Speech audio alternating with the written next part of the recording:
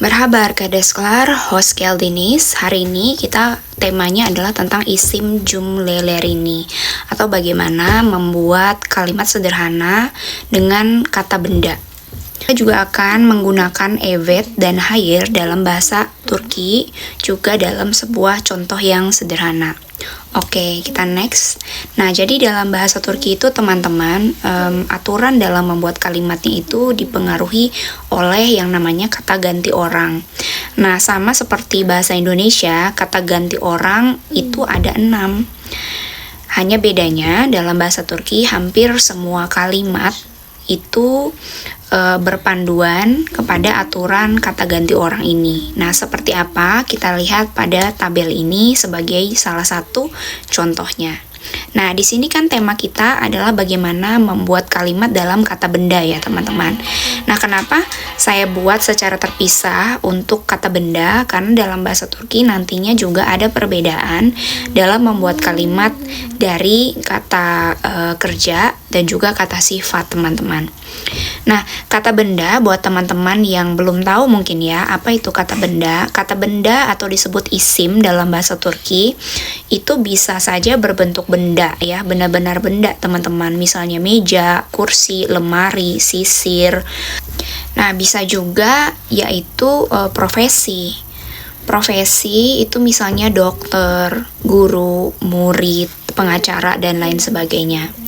Nah, khusus untuk hari ini, tema kita isim cümlelerini adalah bagaimana kita membuat kalimat dari kata benda yang berkaitan dengan profesi. Makanya di sini contoh yang saya gunakan itu yang lebih relate dengan kita, karena kita sekarang kan adalah siswa, jadi mungkin lebih sering ketika ada yang tanya, kamu sekarang bekerja sebagai apa? Atau sekarang apa kesibukan kamu? Kita bisa menjawab, saya adalah murid. Nah, jadi inti dalam tema hari ini adalah bagaimana bisa menjawab pertanyaan tersebut, atau mungkin mau teman-teman menanyakan balik kepada seseorang yang mungkin teman-teman baru kenal gitu. Nah, di sini seperti saya sebutkan tadi, di tabel ini adalah aturan ya, yang berkaitan dengan kata ganti orang.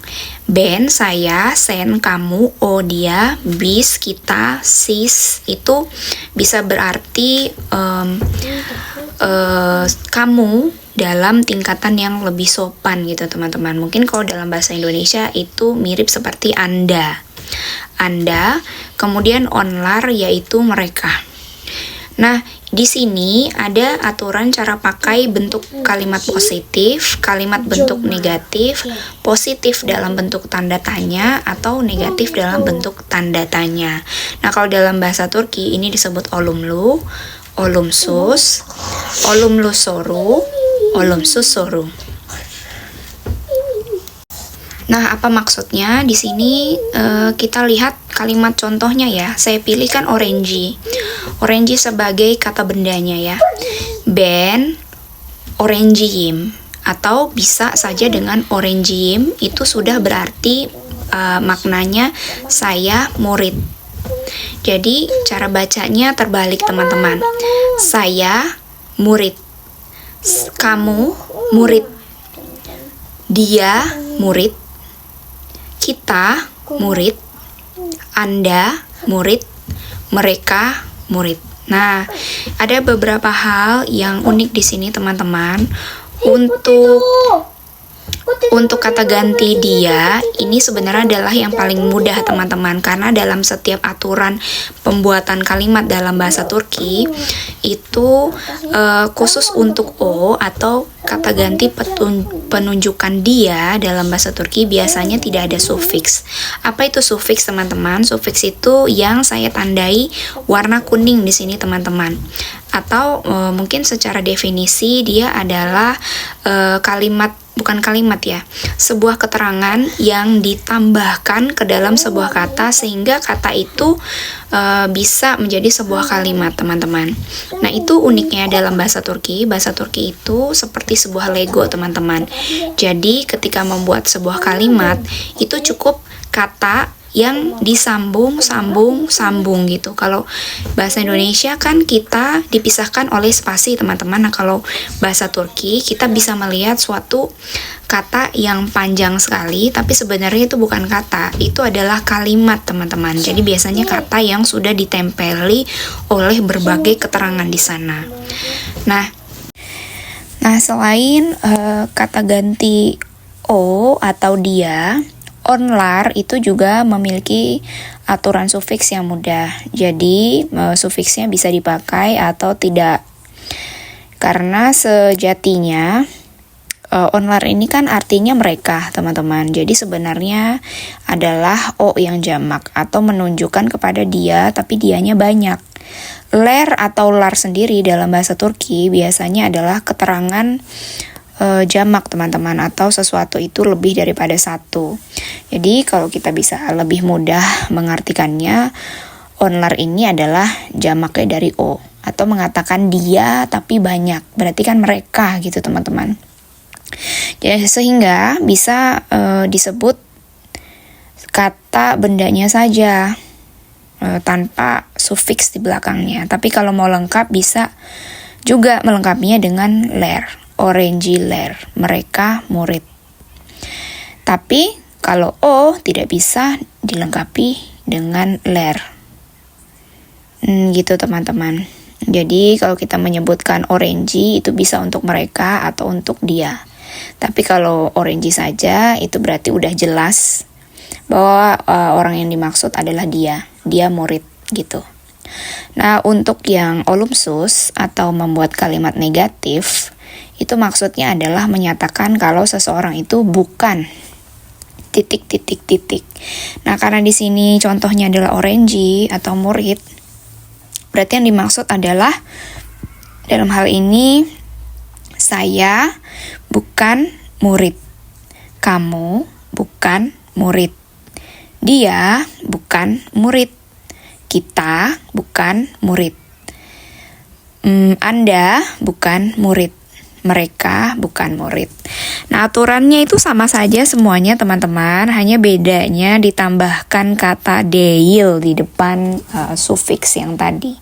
Değil itu artinya bukan. Jadi bukan. Sisanya aturannya sama saja. Tapi mungkin teman-teman notice kenapa di sini ada sedikit perbedaan. Misalnya kalau orange sin, dia lengkap, orange değil sin. Begitu juga dengan orange sinis, lengkap orange değil sinis. Begitu, teman-teman. Tapi kenapa untuk yang orange yim dan orange yis, y-nya hilang, bukan değil yim dan değil yis. Nah, mungkin untuk lebih mudahnya kita bisa memahami bahwa bahasa Turki itu bahasa yang sangat memperhatikan harmonisasi vokal atau bagaimana dia terdengar ke kuping kita. Nah, coba kita perhatikan ya teman-teman ya. Kalau ini kita hilangkan, jadi sebenarnya sufiksnya itu tidak menggunakan y, teman-teman. Y ini hanya dibutuhkan di situasi misalnya sebuah kata itu tidak ditutup oleh huruf mati, tapi ditutupnya atau diakhirinya oleh huruf vokal, sehingga membutuhkan huruf y sebagai sebagai sebuah huruf yang memberikan notis kalau ini nih adalah sebuah kalimat yang sudah berisi sufiks, dan supaya terdengar juga lebih bagus di telinga kita, teman-teman. Karena ada ataupun tiada huruf y ini, dibacanya akan tetap seperti ada y, teman-teman. Coba ya, kita hilangkan y-nya, maka terbacanya tetap orangeyim, begitu kan ya, karena huruf i-nya ada 2. Ya, terdengarnya akan sangat aneh gitu, teman-teman. Makanya ditambahkanlah huruf y. Jadi ini berlaku ketentuannya kepada semua kata yang ingin dirubah menjadi sebuah kalimat yang huruf akhirnya itu huruf vokal. Jadi supaya vokalnya terdengar harmonis, ditambahlah huruf Y. Nah, sedangkan ini tidak perlu lagi ditambah Y, karena akan terdengar aneh, deil, yim. Susah menyebutkannya, apalagi kalau kita bicaranya cepat-cepat, seperti orang Turki asli, deil, yim, gitu, aneh. Lidah kita mungkin akan terlipat-lipat, teman-teman. Makanya untuk deil, dia kembali kepada sufiks aslinya, im, ya. Is, bukan yis, ya teman-teman. Mungkin di sini saya akan memperlihatkan sedikit contoh kepada teman-teman bagaimana bentuk kalimat yang lain supaya lebih mudah memahaminya. Oke, kita next, ya. Ini ya teman-teman ya. Sebenarnya sufiksnya itu terdiri dari 4 jenis teman-teman ya yang bisa dipilih menjadi opsi. Tapi tentu saja ada aturannya, tidak boleh sembarang pilih ya. Jadi variannya ada yang im, Y-nya saya berikan tanda kurung di sini sebagai pertanda bahwa huruf ini nih tidak harus ada dan tidak selalu ada. Nah, mungkin ini ada beberapa contoh supaya kalian lebih maksimal mengingatnya ya. Misalnya ingin mengatakan saya koki. Asce ini bahasa Indonesianya adalah koki. Lihat di sini ada beruang yang imut-imut ya menjadi koki ya. Aku koki atau saya koki. Perlukah kita menambahkan Y? Perlu, karena nanti tetap bunyi akan asjem. Jadi lebih bagus, lebih enak didengar kalau ditambahkan Y. Maka bacanya akan asceyem. Gitu teman-teman. Nah, kemudian ini ada contoh lain, yaitu profesi jurnalis. Dalam bahasa Turki, jurnalis disebut gazeteci. Gazeteci. Nah, jika ingin mengatakan aku gazeteci, aku jurnalis, maka sekali lagi karena huruf akhiran dari kata gazeteci adalah huruf I, yaitu huruf vokal, maka dia memakai Y. Memerlukan huruf Y sebelum im. Sehingga bunyinya menjadi gazetejiyim.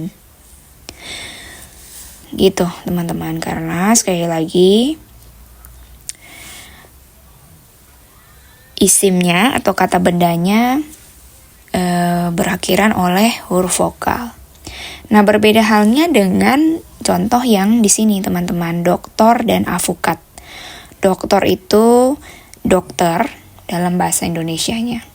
Doktor ini kan isim yang sudah ditutup dengan huruf mati, yaitu huruf R teman-teman. Jadi Y tidak lagi dibutuhkan. Karena nanti akan belibet lidah kita teman-teman. Kita akan menyebut doktorium. Ya susah. Jadi lebih mudah doktorum. Kenapa U bukan O? Ya karena tidak ada pilihan O di sini. Hanya ada im, Kembali ke aturan huruf vokal teman-teman. Untuk melihat aturan huruf vokal, teman-teman bisa melihat pada materi yang sebelumnya. Bahwa O itu termasuk ke dalam kategori kelompok yang sama vokalnya dengan U yang tanpa titik teman-teman, maka akhirannya ya, mengikuti vokal terakhir dalam huruf doktor sebelum huruf mati adalah O. Jadi doktor sesuai dengan kelompoknya. Nah, kemudian untuk avukat atau pengacara teman-teman, aku pengacara, saya pengacara. Huruf terakhir vokalnya adalah A.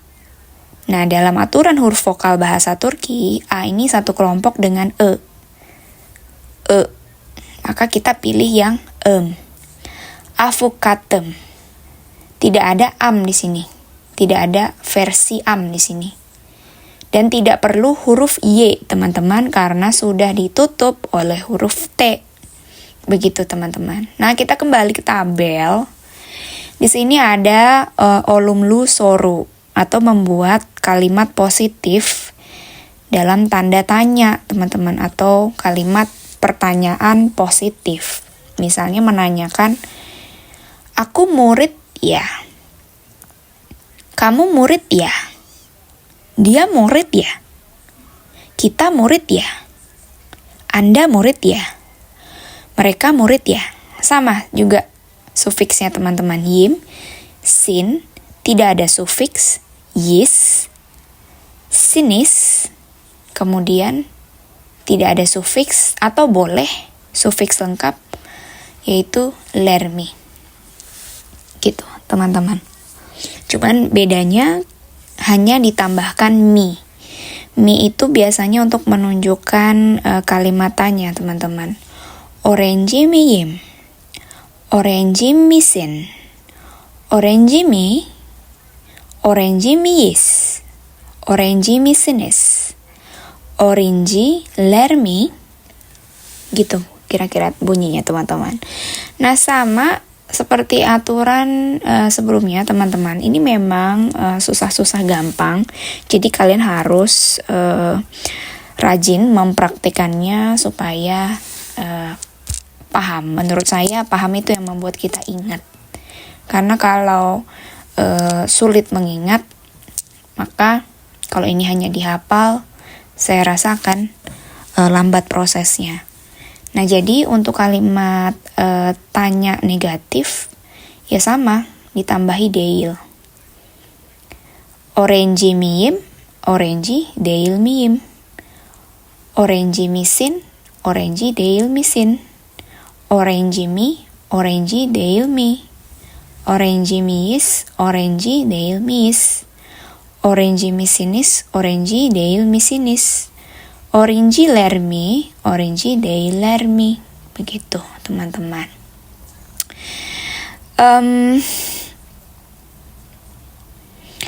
Artinya adalah aku bukan murid ya, orange lagi. Kamu bukan murid ya. Dia bukan murid ya. Kita bukan murid ya.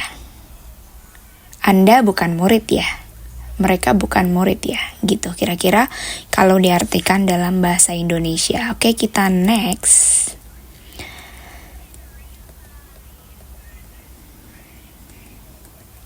Nah, sepertinya saya lupa ya untuk membuat PowerPoint-nya.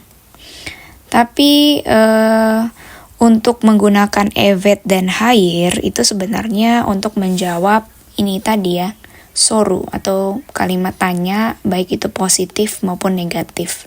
Misalnya ada seseorang yang bertanya ke kita, orange misin, artinya kan kamu murid ya. Jika kamu murid, kamu bisa jawab evet. Kalau kamu bukan murid, kamu bisa jawab hair. Jadi evet itu iya, hair itu bukan. Evet artinya iya, hair artinya bukan atau tidak. Nah, tapi kalian juga bisa melengkapi jawabannya dengan iya, saya murid. Berarti apa, teman-teman? Evet, orange yim. Evet, orange yim. Iya, saya murid. Atau kalau kalian bukan murid, kalian bisa jawab orange deilim. Hair, orange deilim. Tidak, saya bukan murid. Begitu. Jadi ini ya kita garis tengahkan gitu. Semua pertanyaan ini jawabannya ada di tabel yang sebelah kiri. Semua pertanyaan ini yang di tabel sebelah kanan bisa dijawab dengan opsi yang ada di tabel sebelah kiri. Ya, tergantung siapa yang ditanya dan apakah kita mau menjawabnya iya atau tidak. Hanya ditambahkan aja. Kalau negatif, kita tambah dengan hair, orange deilim, hair, orange deilsin, hair, orange deil. Hayır öğrenci değiliz. Hayır öğrenci değilsiniz. Hayır öğrenci değiller. Atau bisa evet öğrenciyim. Evet öğrencisin. Evet öğrenci. Evet öğrenciyiz. Evet öğrencisiniz. Atau evet öğrenciler. Nah, kira-kira begitu teman-teman, cukup mudah kan? Kalau ada yang kurang jelas, teman-teman bisa mengulang-ulang lagi kembali video ini. Jangan lupa untuk di subscribe, like, dan komen. Semoga saya bisa konsisten untuk mengupload dan memberikan manfaat buat teman-teman yang sedang belajar bahasa Turki. Karena kita juga tahu kalau belajar bahasa Turki di Turki itu diajarinya dengan bahasa Turki juga teman-teman, seperti yang saya lalui. Oke, iyi dersler, selamat belajar. Görüşürüz.